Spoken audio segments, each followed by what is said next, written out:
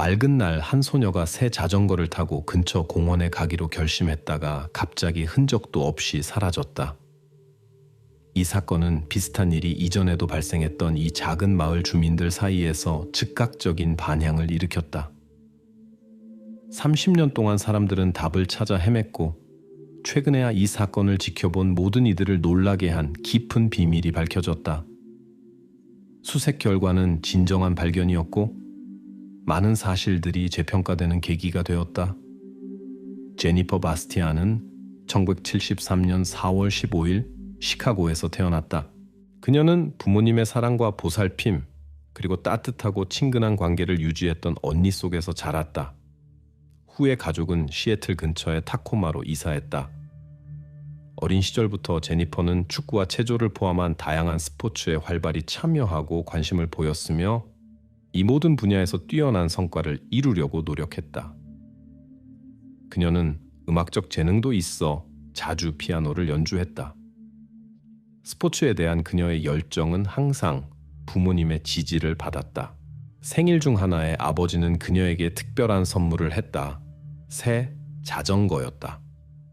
제니퍼는 즉시 도시 거리를 달리는 것뿐만 아니라 자전거 스포츠에서도 특정 높이에 도달하고 싶은 욕망을 느꼈다.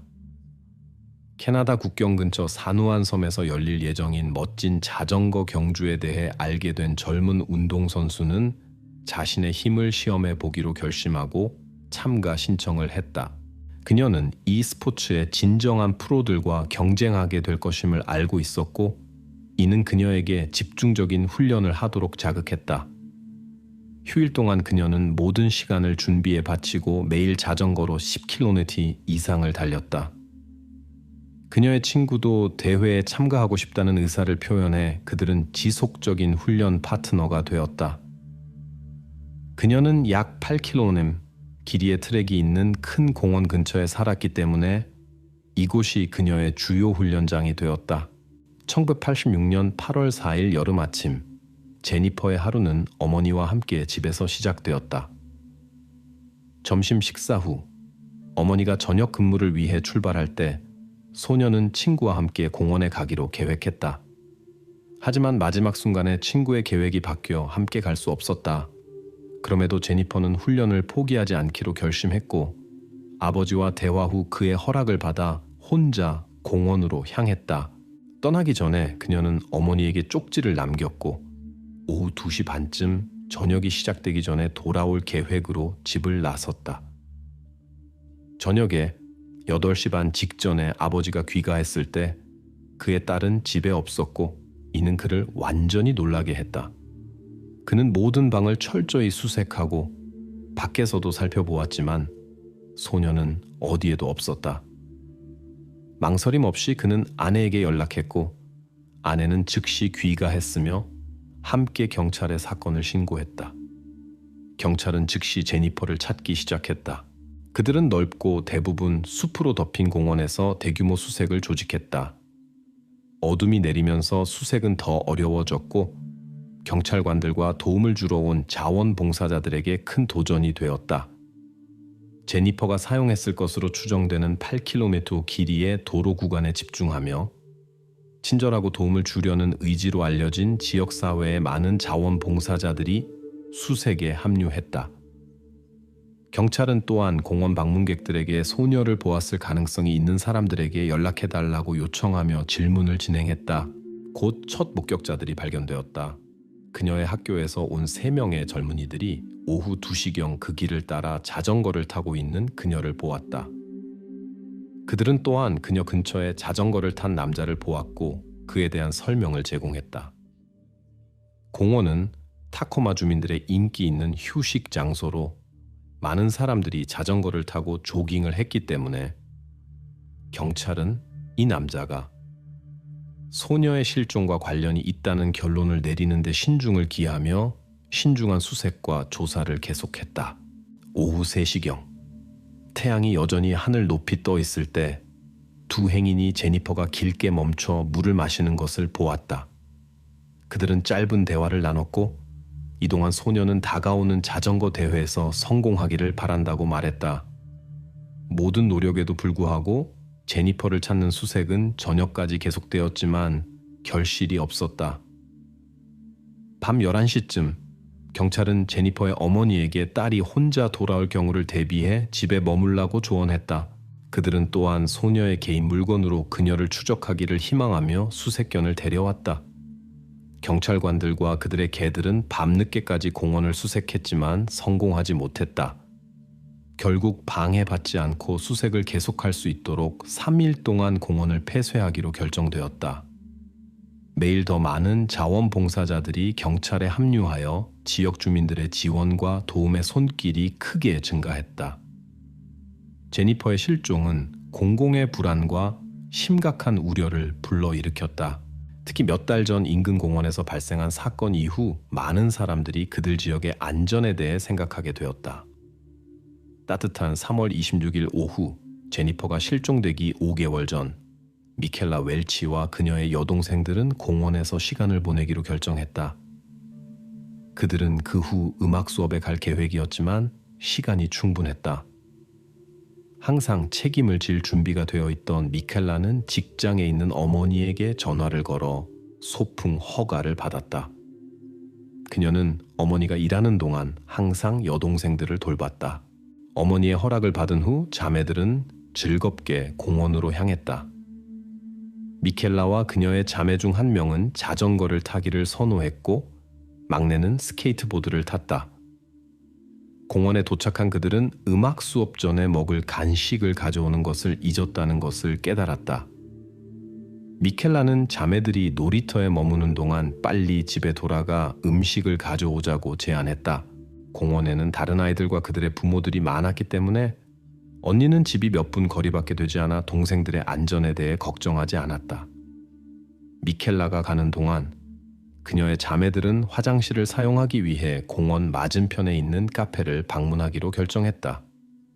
돌아왔을 때 그들은 미켈라가 가져온 음식과 테이블 옆에 있는 그녀의 자전거를 발견했다. 하지만 미켈라는 흔적이 없었다. 그들은 잠시 기다리며 그녀를 불렀지만 그녀는 어디에도 없었다. 그런 다음 소녀들은 주변 어른들에게 도움을 청했고 곧 경찰이 호출되어 무슨 일이 일어났는지 조사하게 되었다. 경찰은 사건의 목격자를 찾기 위해 공원 구역에 대한 철저한 조사를 시작했다. 그들은 공원 근처 다리 아래에서 미켈라와 그녀의 자매들을 지켜보던 특이한 사람을 봤다고 주장하는 젊은 남자의 이야기를 발견했다. 이 청소년은 조사관들에게 관찰자에 대한 대략적인 설명을 제공했고 이를 바탕으로 몽타주가 만들어졌다. 또 다른 목격자인 우연히 지나가던 지역 학교 직원은 소녀가 첫 번째 설명과 일치하지 않는 다른 남자와 대화하는 것을 봤다고 주장했다. 이는 목격자들이 다른 사람들을 보았을 가능성이 있다는 결론으로 이어졌다. 공원에서의 수색은 깊은 밤까지 계속되었고 자정쯤 경찰은 일반적으로 모닥불이 피워지는 공원의 외딴 부분인 구덩이에서 중요한 증거를 발견할 수 있었다. 시간이 지남에 따라 의학 전문가들은 범인의 것일 수 있는 DNA에 대한 세부 정보를 확인할 수 있었다.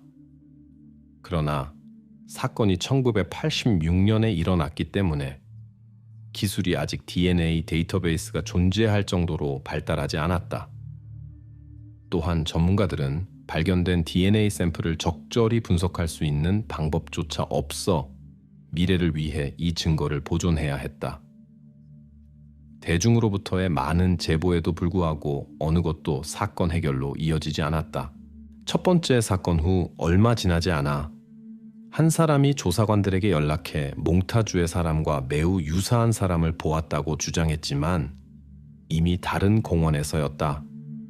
이는 법 집행기관에게 범인이 새로운 기회를 찾아 활동 영역을 바꿨을 수 있다고 의심할 이유를 제공했다. 이 정보 직후 제니퍼가 용의자가 목격된 같은 공원에서 사라진 것으로 알려졌다. 두 사건 사이에는 눈에 띄는 유사점이 있었다. 소녀들은 나이가 비슷했고 서로 6km 이내의 공원에서 자전거를 타고 있었다. 조사관들은 제니퍼의 가족들과 함께 이것이 단순한 불운한 우연일 수 있으며 소녀가 발견될 것이라는 희망을 잃지 않았다. 그러나 매일 행복한 결말에 대한 믿음은 줄어들었다. 조사관들은 제니퍼의 사례가 미켈라의 사례와 유사하다는 것을 거의 확신했고 공원에서 그녀를 계속 찾았다. 며칠 후 미켈라의 어머니는 자신의 지지와 연대를 표현하기 위해 제니퍼의 부모님의 집을 방문했다. 이 제스처는 다양하게 받아들여졌다. 제니퍼의 어머니는 딸에게 나쁜 일이 일어났을 수 있다는 것을 받아들이기를 거부했고 따라서 자신을 미켈라의 어머니와 비슷한 상황에 있다고 보지 않았다. 제니퍼의 가족은 또한 대중의 지지를 구했고 심지어 그녀의 자매도 모든 사람들에게 제니퍼 찾기에 참여할 수 있다면 참여해달라고 요청했다. 이러한 호소는 시민들 사이에서 반응의 물결을 일으켰다. 많은 사람들이 수색 작업에 참여하고 싶어 했고 다른 사람들은 조사에 도움이 될 수 있는 정보를 조사관들에게 제공했다. 도시의 불안한 상황을 고려할 때 시민들 사이에서 사랑하는 사람들의 복지에 대한 우려가 현저히 증가했다. 이전에는 범죄율이 상대적으로 낮았기 때문에 많은 사람들이 가족을 길에 혼자 두는 것을 망설이지 않았다. 그러나 성인들은 청소년들을 제한하고 짧은 시간 동안도 감독 없이 집을 나가는 것을 허용하지 않았다. 그들의 모든 움직임은 길에서 혼자 있을 가능성을 피하기 위해 지속적으로 모니터링되었다. 경찰관들과 자원봉사자들의 열렬한 노력에도 불구하고 다음 몇 주 동안 실종된 소녀를 찾는 수색은 결실을 맺지 못했다. 그녀의 실종 24일 후 제니퍼의 어머니는 걱정을 잊기 위해 집벽을 새로 칠하기로 결정했다. 바로 그 순간 한 조사관이 우려를 일으켜야 할 소식을 가지고 왔다. 공원에서 제니퍼의 일상적인 놀이터에서 멀지 않은 곳에서 사건과 관련된 물건들이 발견되었다. 이것들은 아침에 조깅을 하던 행인이 특이한 냄새를 맡고 즉시 경찰에 알리면서 발견되었다. 물건들은 나무 사이의 가지와 나무 10층 아래에 숨겨져 있었다. 전문가들은 이 장소가 범인에 의해 미리 준비되었을 것으로 추측했다. 왜냐하면 이것은 많은 시간이 걸렸을 것이기 때문이다. 몇 미터 떨어진 곳에서는 소녀의 자전거도 발견되었으며 이 역시 조심스럽게 가지로 가려져 있었다. 경찰의 평가에 따르면 이 사건의 상황은 이번에는 범인의 신원에 빛을 비출 수 있는 흔적이 발견되지 않았다는 차이점을 제외하고는 이전 사건과 거의 동일했다. 제니퍼가 발견된 후 경찰관들은 구체적인 증거가 없고 당시 DNA 분석의 가치가 최소했음에도 불구하고 한 범죄자의 행위를 다루고 있다는 것을 더 확신했다. 조사관들은 이 사람이 언제든지 새로운 불법 행위를 시작할 수 있다는 것을 알고 있었기 때문에 그를 찾기 위해 모든 노력을 기울였고 가능한 사건을 방지하려고 노력했다. 그들은 유사한 사례의 기록을 검토하기로 결정했고 곧 한 사례에 주목하게 되었다. 1970년에 한 소녀가 실종되었고 3개월 후 숲 지역에서 그녀의 실종과 관련된 물건들이 발견되었다. 이 사례에 대한 상세한 조사는 데이비드 피셔라는 29세의 애완동물 가게 직원에게 이어졌다. 소녀는 동물에 대한 사랑 때문에 그를 자주 방문했다. 그는 곧 도착할 원숭이들을 훈련시켜야 한다고 말하며 그녀의 관심을 이용했다. 피셔는 소녀에게 이 일을 도와달라고 제안했고 그녀는 무지하게 수락했다. 피셔는 부정직하게 행동하고 숲에서 자신의 흔적을 지웠다. 3년간의 투옥 후 피셔는 모범적인 행동 덕분에 거주자들이 엄격한 제한 없이 생활하는 농장과 같은 더 온화한 조건의 시설로 이송되었다. 엄격한 감독의 부재로 인해 피셔는 장벽이 없었기 때문에 이 장소를 떠나기로 결정했다. 그의 실종 이후 법 집행기관은 그의 소재를 파악할 수 없었다. 미켈라와 제니퍼와의 최근 불쾌한 사건들을 고려할 때 상황이 놀랍도록 유사했기 때문에 피셔에 대한 관심이 증가했다. 피셔와 함께 일했던 심리학자들은 그가 이전의 행동으로 돌아갈 가능성이 있다는 데 동의했다. 그러나 16년 동안 그의 흔적은 발견되지 않았고 조사관들은 그를 찾지 못했다. 많은 사람들은 피셔가 오래전에 타코마 지역을 떠났고 추가 범행을 위해 돌아올 용기가 없을 것이라고 믿었다. 이 두 사례에 대한 조사는 중단되었다. 경찰은 수천 개의 가능한 단서와 많은 다른 사람들의 관여를 조사했지만 성공하지 못했다. 몇 년 후 DNA 분석이 일상이 되었을 때 데이터베이스에서 샘플을 확인했지만 일치하는 것은 발견되지 않았다. 2071년까지 타코마 경찰서에는 미해결 사건을 처리하는 전문 부서가 없었다. 그러한 부서가 설립되면서 경험 많은 조사관이 팀을 구성하는 임무를 맡았다.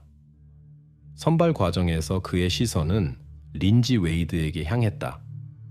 그녀는 오랜 기간 동안 탁월한 성과를 보여주었다. 그녀는 미해결 사건을 해결하는 팀에 합류하도록 초대되었고 그녀는 망설임 없이 동의했다. 린지는 어린 시절 같은 지역에 살았고 비슷한 나이였기 때문에 제니퍼와 미셸이라는 두 또래에 관한 이야기가 그녀의 삶에 엄청난 영향을 미쳤다고 공유했다. 이 사건들은 영원히 그녀의 기억에 남았고 경찰 업무에 입문하기로 한 결정의 이유 중 하나였다. 그녀의 주요 임무는 오래전에 무슨 일이 일어났는지 밝혀내는 것이었다.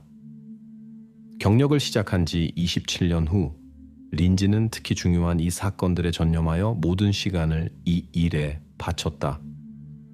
항상 조사에 철저했던 린지는 사건과 관련된 어떤 장소도 간과하지 않았고 모든 보고서와 증거를 주의 깊게 연구했다.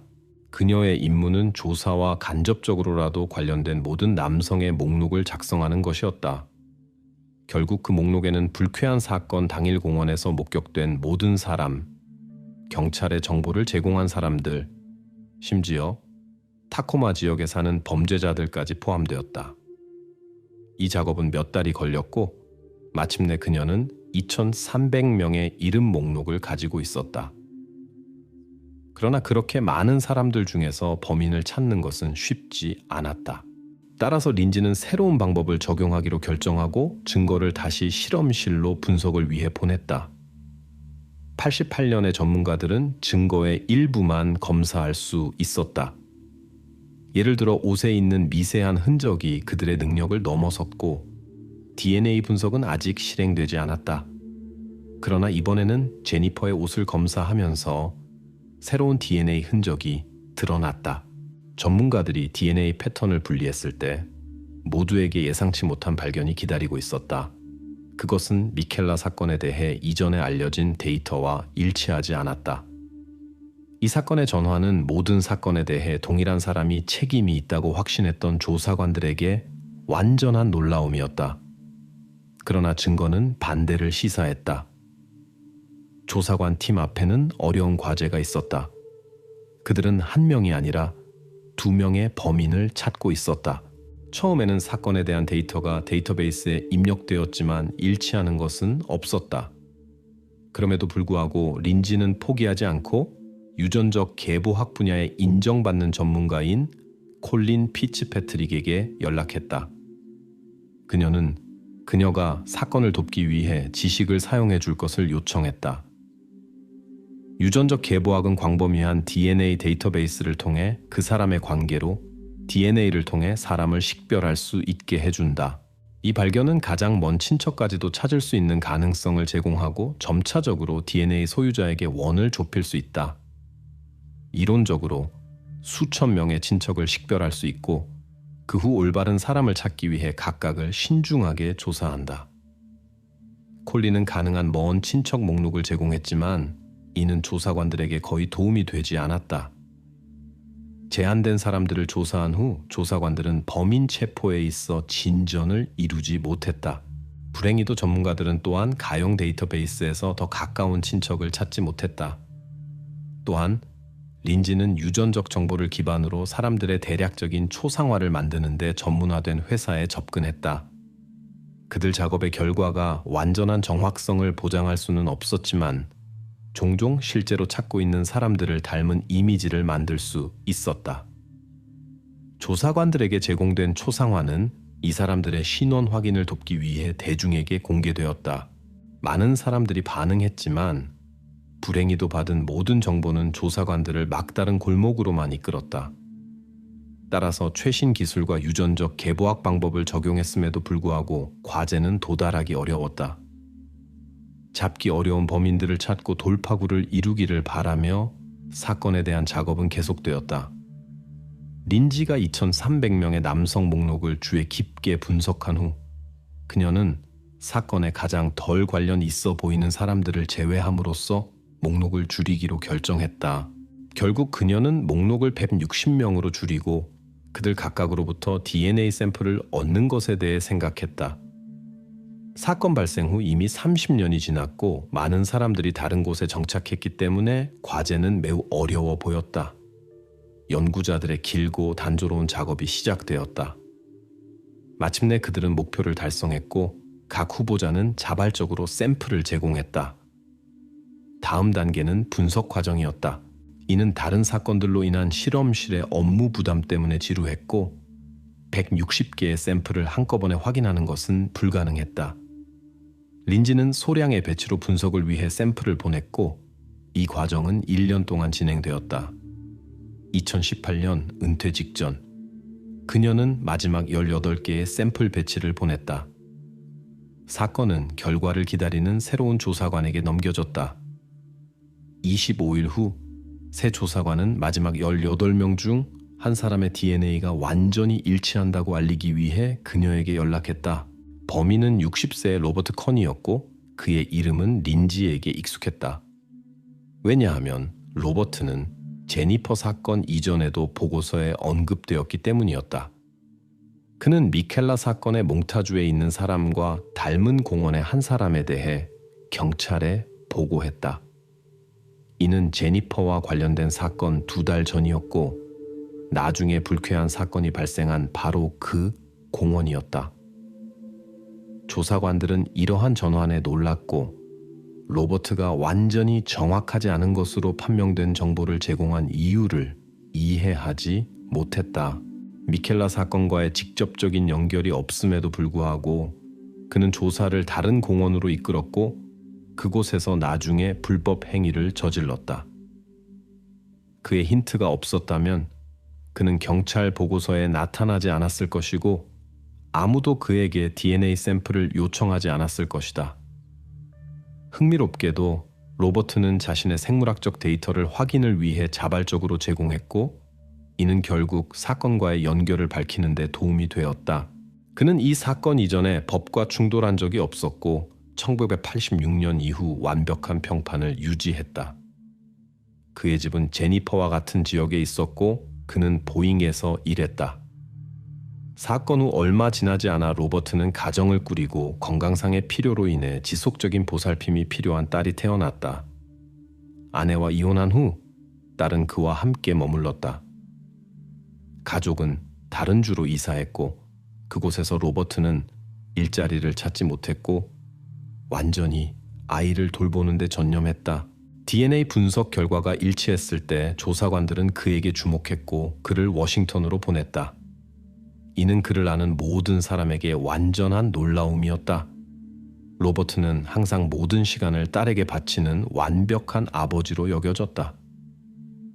심지어 그의 전 아내도 그가 비정상적인 행동을 보인 적이 없고 항상 매우 차분했다고 언급했다. 그러나 신문 중에 그의 행동은 눈에 띄게 변했다. 그는 불안해졌다. 왜 체포되었는지 설명이 없었을 때 그는 물었다. 1년 전에 제출한 분석 때문인가요? 저는 그 사건과 아무 관련이 없습니다. 이 진술은 제니퍼의 옷에서 발견된 흔적과 DNA 일치를 통한 증거가 이미 압도적임에도 불구하고 조사관들에 의해 그의 관여에 대한 간접적인 힌트로 간주되었다. 로버트에게는 재판 중에 변호를 찾는 것이 매우 어려웠다. 그러나 혐의가 발표되기 전에 무죄를 주장하는 그의 반응은 생각할 거리를 주었다. 반대를 증명하려는 모든 노력에도 불구하고 로버트는 결국 법집행기관과의 협력 제안을 수락했고 사건에 관여했다는 것을 인정했다. 그는 사건 당시 같은 길에 있었다고 공유했다. 로버트는 또한 제니퍼의 가족에게 유감을 표현하려고 했지만 그의 말은 가족들에게 들리지 않았다. 2019년 1월 합의의 결과로 그는 20년 후 조기 석방 가능성과 함께 26년 6개월의 자유박탈형을 선고받았다. 로버트의 나이를 고려할 때 그가 정상적인 삶으로 돌아갈 가능성은 낮아 보였다. 그러나 이것은 조사관들을 위한 작업의 끝을 의미하지 않았다. 30년 이상 동안 그들은 미켈라와 제니퍼 사건 뒤에 같은 사람이 있다고 확신했다. 새로운 상황에도 불구하고 그들은 이 이야기들이 그들에게 연결되어 있고 공통 관심사였기 때문에 미켈라 사건에서 진실을 찾기 위한 탐색을 계속하기로 결정했다. 2018년 연구자들은 다시 DNA 분석을 전문으로 하는 회사에 연락했다. 이번에는 유전자 계보학을 사용하여 DNA 샘플의 소유자를 찾아달라는 요청과 함께였다. 기술은 수년에 걸쳐 상당히 발전했고 친척을 찾는 몇 달간의 집중적인 검색 끝에 전문가들은 두 형제가 있는 한 가족으로 검색을 좁힐 수 있었다. 사건 당시 두 형제는 같은 집에 살고 있었다. 조사관들의 임무는 두 남성 모두로부터 DNA 샘플을 얻는 것이었다. 이를 위해 그들은 각자를 감시했다. 첫 번째는 66세의 게리 하트만이었다. 감시 결과 그는 간호사로 근무하는 병원을 방문했고 그 후 동료들과 점심을 먹기 위해 카페에 갔다. 식사 중 그는 냅킨을 사용했고 조사관들은 그가 떠난 직후 이를 확보했다. 이 샘플은 즉시 실험실로 보내졌고 곧 조사관들은 하트만의 DNA가 32년 전에 발견된 샘플과 일치한다는 것을 알게 되었다. 로버트 체포 40일 후 게리도 구금되었다. 사건 발생 32년 후였다. 그의 체포는 친구들과 친척들 사이에 놀라움의 물결을 일으켰다. 왜냐하면 게리는 법과 문제가 있었던 적이 없었기 때문이다. 그는 세 번째 아내와 조용한 삶을 살고 있었고 존경받는 사람으로 알려져 있었다. 혐의에도 불구하고 게리는 자신의 관여를 인정하기를 거부했고 그의 사건은 법원으로 넘겨졌다. 재판은 2022년에 시작되었고 DNA 분석 기반 증거 덕분에 그의 유죄에 대한 판결이 신속히 내려졌다. 판결 선고 순간 게리는 감정을 억제하지 못하고 소리를 지르며 미켈의 가족에게 사과하기 시작했다. 그러나 이는 그의 운명을 바꾸지 못했다. 그는 로버트와 마찬가지로 26년 6개월 징역형을 선고받았다. 이 시점에서 게리는 70세였고 재판 중에는 보조기의 도움이 필요했다. 게리의 변호사는 그의 의뢰인이 행동의 심각성을 인식하지 못했고 오랫동안 자신의 행동을 이해할 수 없었다고 강조했다. 그러나 이는 법원에 의해 판결을 완화할 이유로 간주되지 않았다. 그래서 수십 년 동안 공공의 관심의 중심에 있었던 두 개의 센세이션적인 사건에 대한 조사는 끝났다.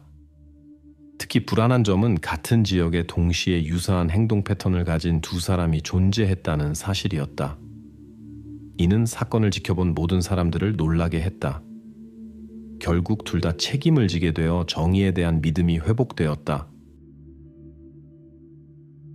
2007년 포르투갈의 한 휴양지에서 후에 세기의 범죄 미스터리로 불리게 된 사건이 발생했다. 3살의 영국 소녀가 호텔방에서 흔적도 없이 사라졌고 이는 영국 역사상 가장 비용이 많이 든 수색 작전의 시작이었다. 이 사건을 둘러싸고 많은 이론과 의혹이 제기되었다. 이 사건은 국제적인 논쟁과 스캔들로 이어졌고 실종된 소녀의 부모는 심지어 바티칸에서 교황 베네딕트의 접견을 받기도 했다. 이 영상에서 우리는 모든 가용 정보를 모아 주요 질문에 답하고자 한다. 매들린 맥칸에게 정말로 무슨 일이 일어났는가? 2007년 케이트와 제리 맥칸은 일주일 휴가를 위해 영국인들에게 인기 있는 한적한 포르투갈 휴양지를 선택했다. 이곳은 현지인과 다른 휴가객들 모두와 영어로 쉽게 의사소통할 수 있어 인기가 있었다. 이곳은 작은 영국으로 알려져 있어 3명의 어린아이를 둔 가족이 거의 집에 있는 것처럼 느끼는데 도움이 되었다. 휴양지는 3개의 키즈클럽과 베이비시터 서비스에 접근할 수 있었는데 이는 아이들 방이 24시간 열려있지 않았기 때문에 실용적이었다. 맥한 가족과 함께 4가족이 더 휴가를 보냈는데 이들은 모두 의료 분야에서 일하는 9명의 성인과 2살 쌍둥이와 그들의 3살 언니 메들린을 포함한 8명의 아이들로 구성되어 있었다. 맥한 가족의 나날은 항상 같은 일정을 따랐다. 아파트에서 함께 아침과 점심 식사를 했다. 그 후 아이들은 키즈클럽에서 놀고 어른들은 저녁을 레스토랑에서 보내며 가끔 아파트로 돌아와 아이들을 확인했다. 그러나 한 가족은 아이들을 멀리서 지켜보기 위해 아기 모니터를 사용했다. 그들의 아파트에서 단 50m 떨어진 곳에 레스토랑이 있었고 그곳에 휴가 기간 동안 예약된 테이블이 있었으며 이 테이블에서 그들의 숙소 창문을 볼 수 있었다. 그들의 침실은 주차장과 정원 쪽을 향해 있었고 이쪽으로는 닫힌 셔터가 있는 창문이 하나만 있었으며 뒷문 옆에 위치해 있었다. 방의 반대편에 메들린의 침대가 있었다. 쌍둥이는 작은 아기 침대에서 자고 있었고 메들린은 부드러운 분홍색 인형 고양이와 함께 별도의 침대에서 자고 있었으며 짧은 소매가 달린 흰색과 분홍색 잠옷을 입고 있었다. 5월 3일 저녁 9시 반 정도 전에 케이트와 제럴드는 레스토랑으로 갔지만 파티오로 통하는 미다디 문은 닫히지 않고 열어두었다. 저녁 식사 중에 그들과 함께 저녁을 먹던 친구들은 주기적으로 아이들을 확인하여 잘 있는지 확인했다. 9시 5분에 제리는 아이들의 침실에 들어갔고 모든 것이 조용하고 메들린이 침대에서 평화롭게 자고 있는 것을 확인했다. 하지만 그는 침실 문이 살짝 열려 있었던 것으로 기억했는데 이제 그 문이 활짝 열려 있다는 것을 알아챘다. 이에 큰 의미를 두지 않고 그는 문 위치를 조정하고 레스토랑으로 돌아왔다. 9시 30분경 케이트는 아이들을 확인하려고 계획했지만 그녀의 친구 매튜 올드필드가 이웃 아파트에서 자신의 아이들을 확인하는 동안 이를 대신 해주겠다고 제안했다. 케이트는 동의했다. 올드필드는 아파트가 조용하다는 것을 발견하고 돌아왔다. 그러나 나중에 그는 메들린이 실제로 침대에 있는지 직접 확인하지 않았다고 인정했다. 저녁 10시에 케이트는 자신의 아이들을 확인하러 가서 테라스로 통하는 유리문을 통해 집에 들어갔다. 그녀는 침실 문이 평소보다 더 열려 있는 것을 알아챘다. 케이트가 문을 닫으려고 했을 때 열린 창문의 공기 흐름으로 인해 문이 살짝 닫혔다. 방 안에서 쌍둥이는 조용히 자고 있었고 메들린의 침대에는 그녀가 좋아하는 인형이 있었지만 메들린 자신은 사라졌다. 아파트에서 딸을 찾을 수 없게 된 케이트는 공황 상태로 레스토랑으로 달려가 딸이 납치되었다고 소리쳤다. 이 순간을 목격한 맥칸의 친구들은 부모가 완전히 충격을 받았다고 기억한다. 메들린의 어머니는 즉시 큰 소리로 울기 시작했고 마비된 상태였으며 그녀의 남편은 주변에 누구도 인식하지 못하는 것처럼 보였고 주변을 수색하고 주차된 차 아래에서 아이를 찾았다. 수색은 아침 5시까지 계속되었고 간곡한 조언 후에야 그들은 휴식을 취하는 데 동의했다. 이 시점에서 경찰은 이미 그들의 아파트를 수색했다. 포르투갈 경찰은 처음에 몇 가지 심각한 실수를 했다. 그들은 조사 시작 후 24시간이 지나서야 국경 통제의 실종 사실을 알렸고 이는 추정된 납치범을 잡을 가능성을 크게 줄였다. 또한 지문이 즉시 채취되지 않았고 아파트가 봉쇄되지 않아 중요한 증거가 손실되었다. 실종 신고 후 단 30분 만에 리조트 직원과 투숙객을 포함한 수십 명의 사람들이 대규모 수색 작업을 시작했다. 그들은 어쩌면 흥미로운 것을 찾아 산책하러 나갔을 메들린을 찾기 위해 주변 지역을 뒤졌다.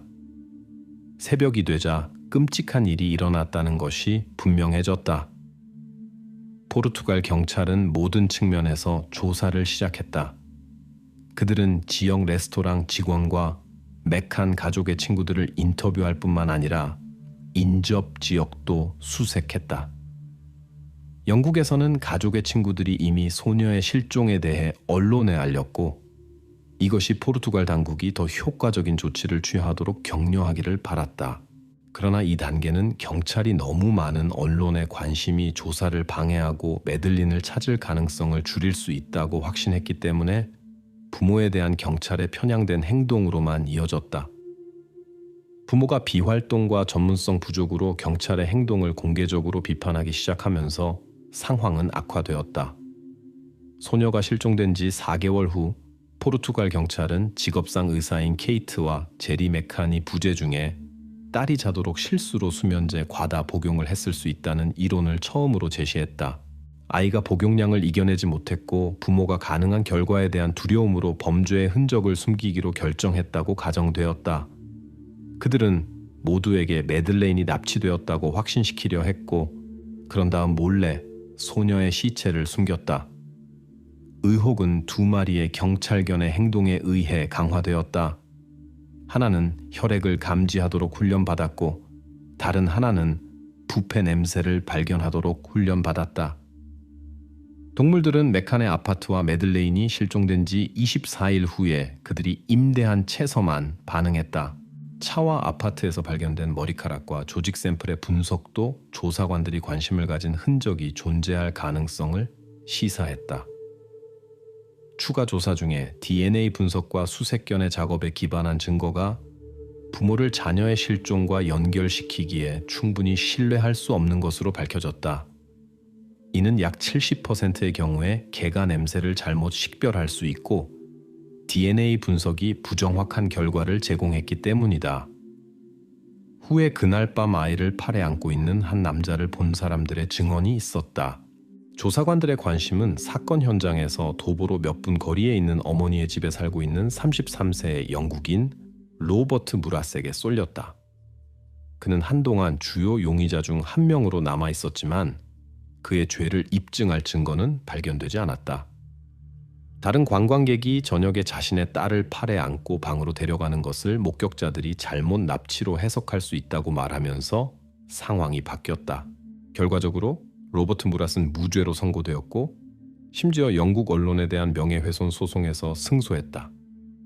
지난 시간에도 불구하고 실종된 소녀의 부모는 포기하지 않고 계속해서 그녀를 찾았다.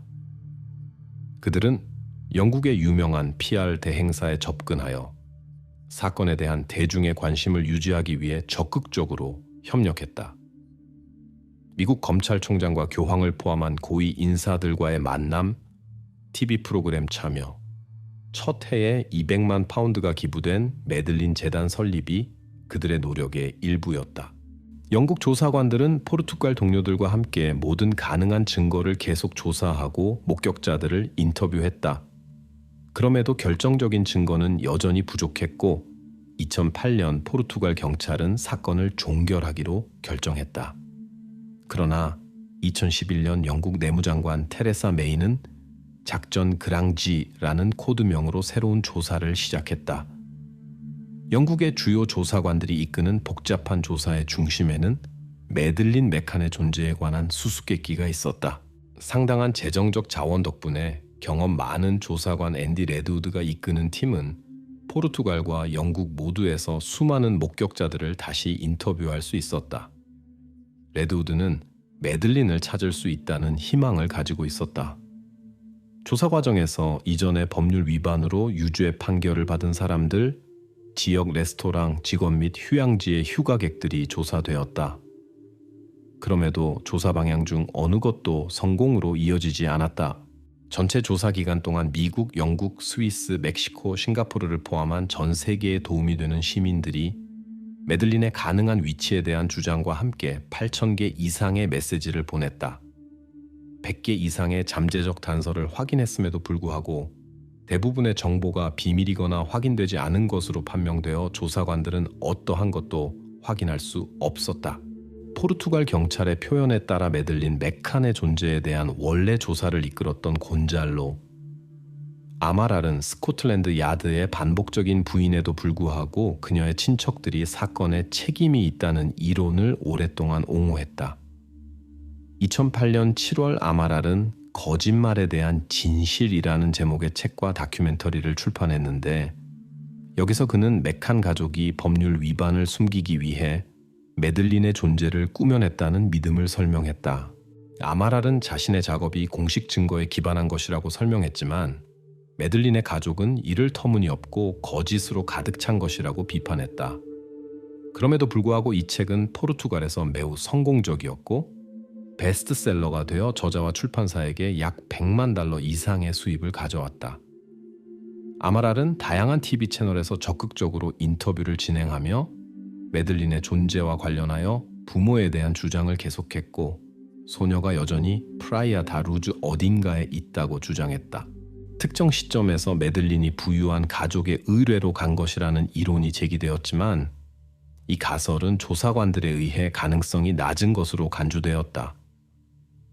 매들린의 존재는 그녀의 생일 9일 전에 일어났는데, 이는 사람들이 이미 가족과 강한 유대감을 가지고 있어 쉽게 낯선 사람을 새 친척으로 받아들이기 어려운 나이였다.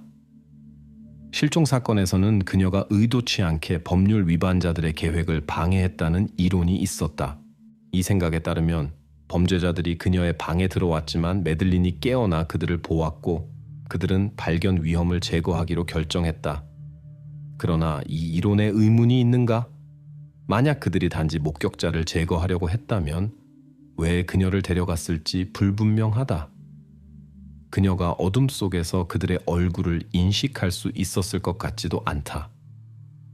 영국 기자 데니 콜린스는 그녀가 가족을 찾기 위해 스스로 방을 떠났다가 예상치 못한 방문객을 만났다고 믿는다. 그는 내부에서만 열 수 있었던 닫힌 창문 셔터를 언급하며 이는 외부 영향을 배제한다고 말한다.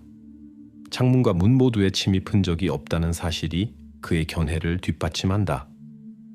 콜린스는 아파트에 무단 접근이 불가능했다는 이론을 제시했다.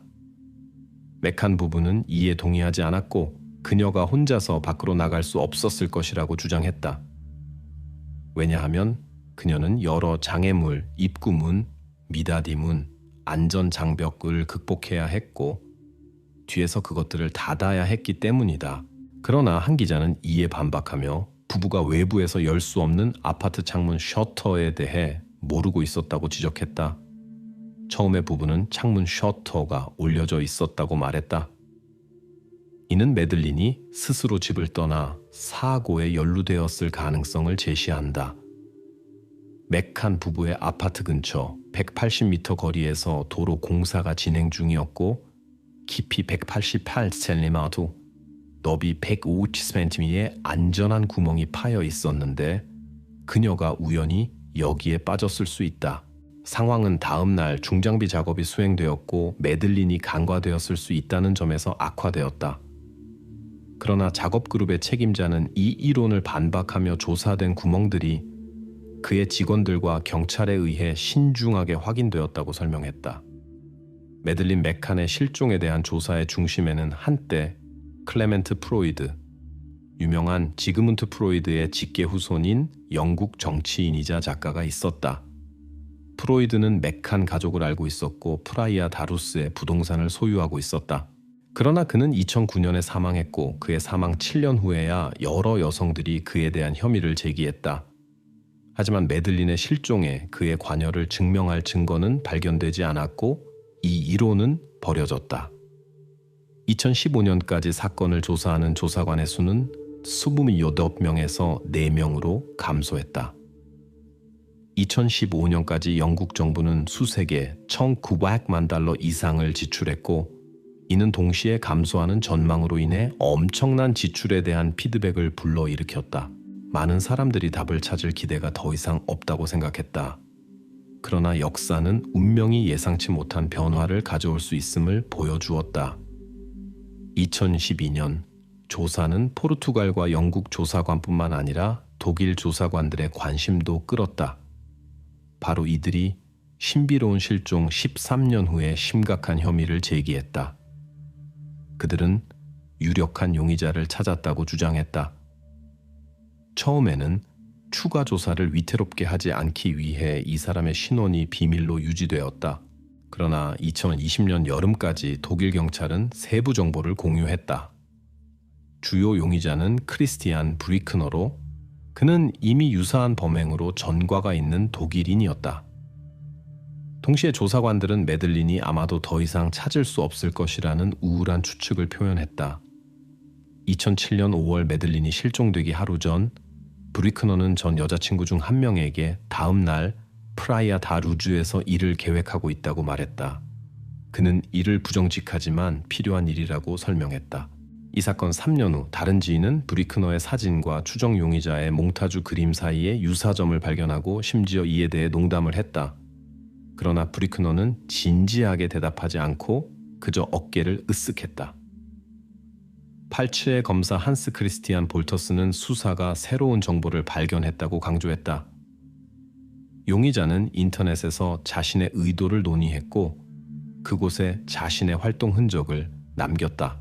볼터스는 브리크너가 이 행위에 책임이 있다고 확신하며 이것이 그의 유일한 유사한 행위가 아니었을 수 있다고 의심한다. 브리크너가 주요 용의자로 선언되었을 때 그는 이미 포르투갈에서 미국 출신 72세 여성에 대한 범행으로 구금 중이었다. 독일 조사관들은 찾을 수 없는 매들린을 찾고 있다. 그들은 브리크너와 이 사건 사이에 가능한 연결을 조사하고 있다. 조사 중에 용의자에게 속한 두 부지가 철저히 조사되었다. 그 과정에서 센세이션적인 발견이 이루어졌다. 한 부지에서 비밀방이 발견되었고 언론은 빠르게 이를 보도하며 비밀방이라고 불렀다. 발견된 것의 정확한 세부 사항은 공개되지 않는다.